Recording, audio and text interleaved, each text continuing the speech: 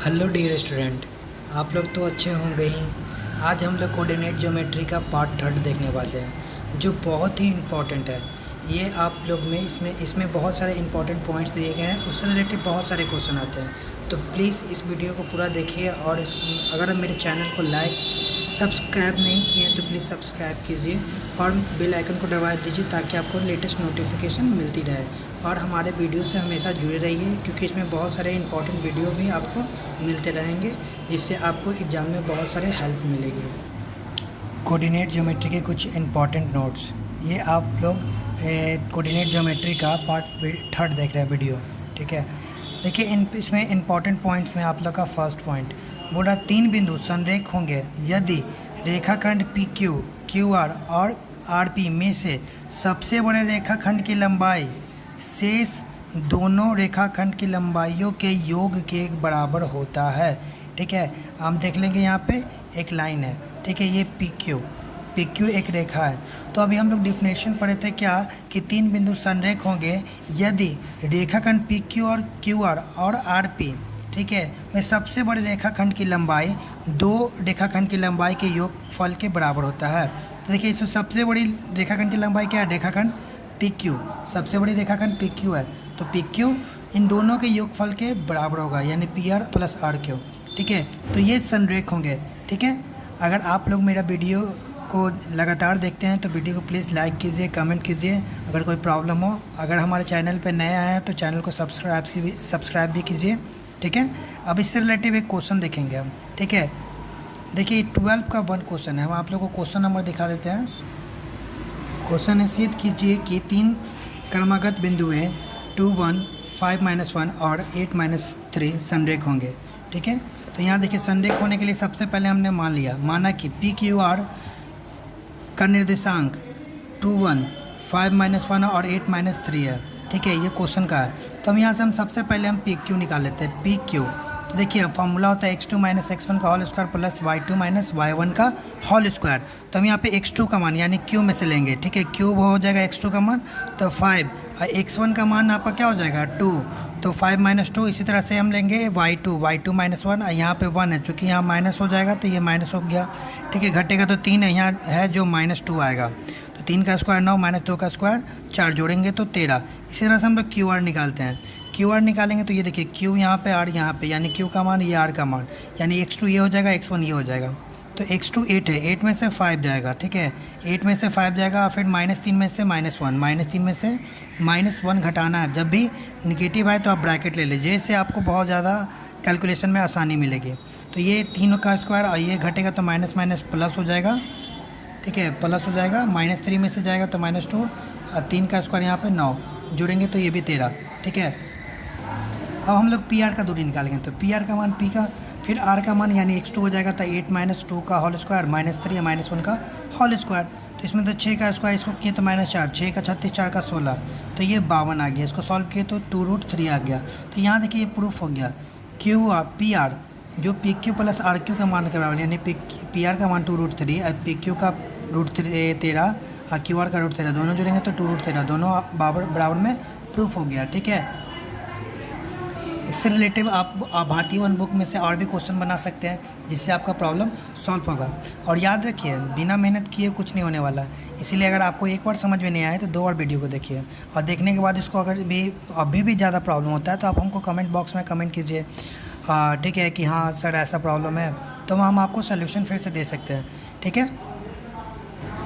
हम लोग पॉइंट 2 देखेंगे। बोल रहा है त्रिभुज ABC एक समबाहु त्रिभुज होगा यदि और केवल यदि तीनों भुजा आपस में बराबर हो। देखिए AB BC CA तीनों भुजा आपस में बराबर हो तो वो त्रिभुज क्या होगा, समबाहु त्रिभुज होगा। हम आपको सारा पॉइंट्स क्लियर करवा देते हैं, उसके बाद सब पॉइंट्स पे एक एक क्वेश्चन बता दिए जाएंगे, ठीक है।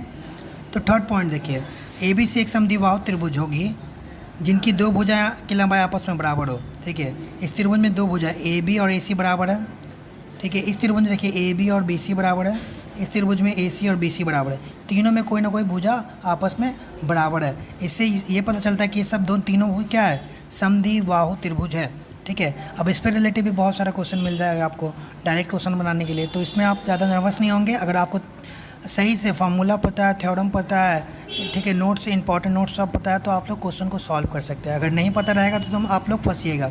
और बेसिक मैथ्स बहुत ज़रूरी होता है, बेसिक रहेगा तो आपको सब चीज़ में काम देगा। अगर बेसिक नहीं है तो आपको कॉन्सेप्ट ही समझ में नहीं आएगा कि कैसे क्या होता है। ओके, अब देखेंगे 4th पॉइंट। बोल रहा है त्रिभुज ABC एक समकोण त्रिभुज होंगे, ठीक है, समकोण त्रिभुज होंगे। देखिए कब, यदि सबसे बड़ी भुजा का वर्ग शेष दो भुजाओं के वर्गों के योगफल के बराबर हो, अर्थात पाइथागोरस प्रमेय हो। तो पाइथागोरस प्रमेय का हम एक वीडियो पहले ही अपलोड कर चुके हैं, अगर आपने नहीं देखा है तो वो पाइथागोरस प्रमेय का वीडियो आप देखिए, उससे आपको कन्फ्यूजन दूर हो जाएगा। पाइथागोरस प्रमेय में होता है क्या आखिर इसका डिफिनेशन? तो पाइथागोरस प्रमेय का डिफिनेशन याद रखिए कि किसी एक समकोण त्रिभुज में कर्ण का वर्ग अन्य दो भुजा के वर्गों के योगफल के बराबर होता है। तो बस इसी तरह से इसमें भी देख रहे हैं, सबसे बड़ी भुजा का वर्ग अन्य दो भुजाओं के वर्गों के योगफल के बराबर होता है। ठीक है, देख लीजिए ये रहा आपको 90 डिग्री भी, ठीक है। सबसे बड़ी भुजा कर्ण, कर्ण का स्क्वायर, कर्ण का स्क्वायर दो भुजा के वर्गों के योगफल के बराबर होता है, ठीक है। अब इससे रिलेटेड आपको क्वेश्चन डायरेक्ट मिलेगा तो सॉल्व करेंगे। 5 पॉइंट देखिए, चतुर्भुज ABCD एक समानांतर चतुर्भुज होगा यदि AB और AC और BC और AD आपस में बराबर हो, लेकिन उसका विकर्ण, ये विकर्ण है, क्या है, विकर्ण, विकर्ण बराबर नहीं हो। देखिए क्या है, समानांतर चतुर्भुज है, ठीक है, समानांतर चतुर्भुज है। इसमें AB बराबर CD और BC बराबर AD है, लेकिन ये जो AC और BD आपस में विकर्ण बराबर नहीं है, ठीक है। अब देखेंगे चतुर्भुज ABCD एक सम चतुर्भुज होंगे यदि इसमें AB बराबर BC चारों भुजा आपस में बराबर हो, लेकिन इसका विकर्ण बराबर नहीं हो, ये विकर्ण है। देखिए AC और BC बराबर नहीं है, सॉरी यहाँ पे देखिए AC और BD बराबर नहीं है, इसीलिए ये क्या होगा, सम चतुर्भुज होगा। अगर बाय द वे AC और BD बराबर हो जाता है तो ये चतुर्भुज होता है, वो भी कौन सा चतुर्भुज, सम चतुर्भुज। तो इसका डिफिनेशन आगे हम लोग देखेंगे। देखिए चतुर्भुज ABCD एक आयत होगा कब, यदि उसकी दो भुजा यानी AB और CD और BC और AD बराबर हो, साथ साथ इसका विकर्ण भी AC और BD आपस में बराबर हो, AC और BD, देखिए यहाँ पे गलत लिखा हुआ है AC और BD, यहाँ पे आप BD होगा, BD आपस में बराबर हो तब ये आयत होगा। अब देखिए चतुर्भुज ABCD एक वर्ग होगा यदि इसमें चारों भुजा आपस में बराबर हो और साथ में विकर्ण भी बराबर हो, तब ये क्या होगा कि ये एक समचतुर्भुज होगा। नेक्स्ट पॉइंट 9 नंबर देखेंगे, यदि किसी त्रिभुज ABC के परिकेंद्र O हो तो OA OB OC सब बराबर होगा। देखिए यहाँ से त्रिज्या होता है, ये सब क्या है, रेडियस R है, तो सब रेडियस आपस में बराबर होता है। तो ये भी क्वेश्चन इससे रिलेटेड दूरी सूत्र से ही सॉल्व होगा, और ये जितना क्वेश्चन आपका है सब दूरी सूत्र से सॉल्व होगा। इसके लिए आपको दूरी सूत्र हमेशा याद रखना होगा। दूरी सूत्र 2 होता है, एक बिंदु के लिए √x² + y², और दो बिंदु के बीच की दूरी रहेगा तो क्या निकालेंगे, √x² x2 - x1 का whole square plus y2 - y1 का होल स्क्वायर, ठीक है। इन सब से रिलेटिव हम लोग क्वेश्चन देखेंगे। देखिए आज क्वेश्चन नंबर 13 देखते हैं। सिद्ध कीजिए कि उस त्रिभुज की परिमिति 12 इकाई है जिसके शीर्षों का निर्देशांक 3 4 0 4 3 0 है। साथ ही यह सिद्ध कीजिए कि त्रिभुज की कोई दो भुजाएं मिलकर तीसरी भुजा से बड़ी है। तो देखिए हम सिद्ध करने के लिए देखते हैं, ठीक है, क्वेश्चन नंबर 13, ठीक है 13। सबसे पहले हम लोग एक त्रिभुज बना लें, इससे आसान हो जाएगा, ठीक है। त्रिभुज बना लिए हम, कैसा त्रिभुज है ये नहीं पता, लेकिन ये पता है ABC, ठीक है, ABC का निर्देशांक। तो A का निर्देशांक देखिए हम आपको एक और मेथड से बना सकते हैं, तो इससे आपको ज़्यादा क्लियर हो जाएगा। देखिए सबसे पहले हम लोग क्या करते हैं, ग्राफ बनाते हैं, ठीक है। देखिए ग्राफ, इस टाइप का ग्राफ बना लिया हमने। तो निर्देशांक पहले क्या क्या बोला ये ध्यान दीजिए। तो निर्देशांक 3 और 4, पहले इसको हम अपना ग्राफ में अच्छे से बना लेते हैं। 1 2 3 4 1 2 3 4 1 2 3 4 1 2 3 4 ले लिए, ठीक है, हम लोग ले लिए। अब इसको क्या करेंगे हम लोग, देखिए मान पहले तो 3 था, 3 और 4, x 3 है, भुज कितना है 3 है, और कोटि 4 है, 3 4, तो 3 और 4 का बिंदु यहाँ पे मिला, ठीक है। फिर देखिए इसका निर्देशांक 0 4 यानी भुज 0 तो कोटि 4 है, यानी 4 यहाँ पे आया एक बिंदु, ठीक है। और फिर बोल रहा है 3 और 0 तो यहाँ पे आया 3 0, यानी ये देखिए आपका बन गया ये त्रिभुज, ठीक है, ये बन गया आपका त्रिभुज। यानी इसका निर्देशांक दिया हुआ है A मान लेते हैं इसको, तो निर्देशांक इसका हो जाएगा 3 और 4, ठीक है। B मान लेंगे इसको तो इसका निर्देशांक 0 और 4, और C मान लेंगे इसको तो इसका निर्देशांक 3 और 0। अब इस त्रिभुज का हम लोग क्या निकालेंगे, निकालना है क्या क्या। सिद्ध कीजिए कि त्रिभुज का कोई दो भुजा मिलकर तीसरी भुजा से बड़ी होगा और इसकी परिमिति 12 भी निकालनी है। ठीक है, तो हम लोग चलिए जल्दी से निकाल लेते हैं। मान लेते हैं इसमें, ठीक है, मान लेते हैं मान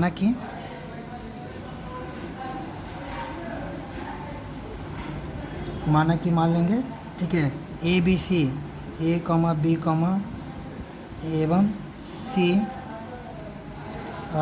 का निर्देशांक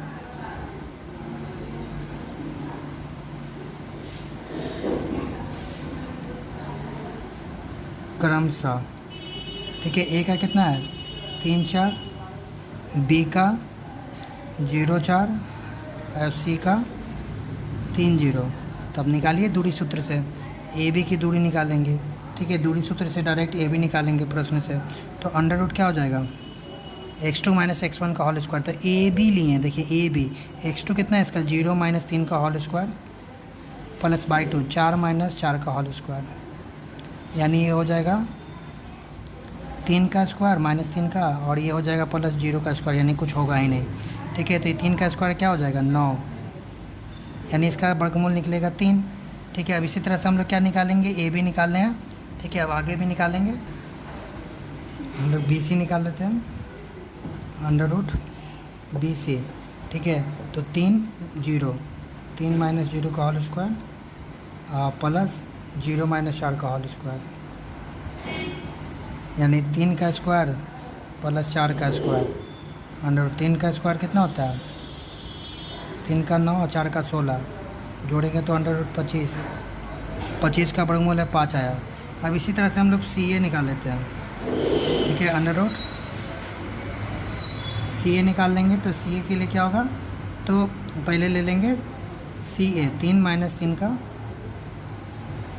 होल स्क्वायर प्लस 4 माइनस 0 का होल स्क्वायर, यानी 3 माइनस 3 क्या हो जाएगा 0, 3 माइनस 3 क्या होगा 3 माइनस 3 हो जाएगा 0 का स्क्वायर प्लस 4 का स्क्वायर, यानी 4 का स्क्वायर यानी अंडर रूट 4 का 16, यानी निकल गया 4।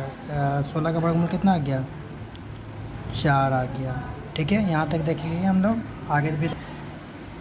अब ए बी सी, त्रिभुज ए बी सी की परिमिति निकालेंगे। परिमिति बराबर A B plus B C plus C है। ए बी का मान निकाले थे 3, बी सी 5, सी है 4, जोड़े तो 12 इकाई। ठीक है, 12 इकाई, ये सिद्ध हुआ।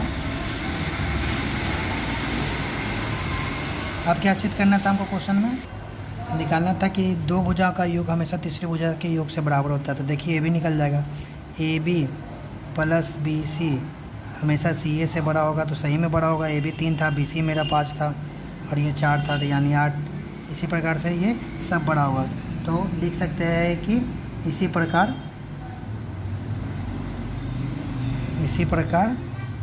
ठीक है, दो भुजाएं का योगफल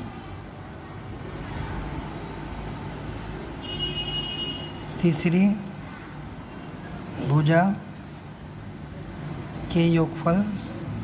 भुजा के